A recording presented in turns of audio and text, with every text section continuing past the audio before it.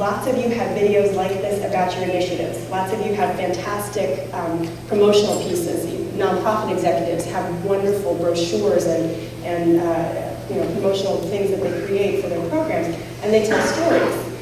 And the value of those stories is that they move us emotionally. But we haven't decided that that is a valid piece of data. We haven't decided that that type of inspiration or intuitive connection with the truth of an initiative counts as evaluation. I think we're still far from that. I'm not going to advocate that today, that we just walk away feeling good and we know it when we see it and that's evaluation. Far from it. But I am suggesting that we can get rigorous, scientifically rigorous, about noticing things in these stories that we're just told that are the things that really matter. And if we can figure out how to create those things, and then of course I think we know a lot about how to create those things that we don't give ourselves credit for. Maybe that's the ticket. Maybe it's not about, did the crime rate go down in the Monument Corridor, but maybe it's about, did Sylvia decide that she was going to be a leader now? And if we can say that that's our outcome, we can walk away and feel completely 100% satisfied that we've done our work in that community.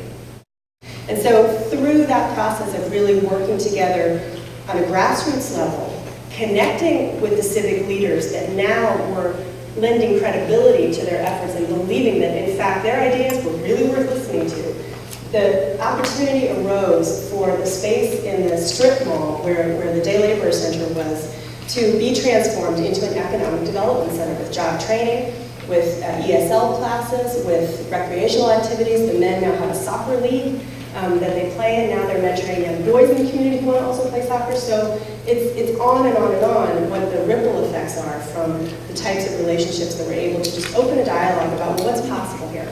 So a higher stakes project involves many more stakeholders and can potentially have a much greater impact on a community in terms of economic development or safety or something like that. So if you're still holding on to the I want to reduce crime, there's a pathway here. It's not just all about hugs, but hugs may be the pathway or type of pathway to those other types of complex issues.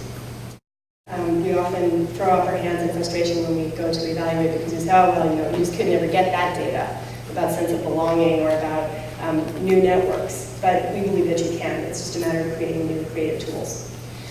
We'd like to train residents and evaluators to use the tools. We don't think it's enough to just have professional evaluators like myself. I'm putting myself out of a job, running around collecting data, but we really want to leave the capacity in the community so the communities understand, gosh, this initiative came in and we were all excited at the beginning, but it just hasn't yielded anything.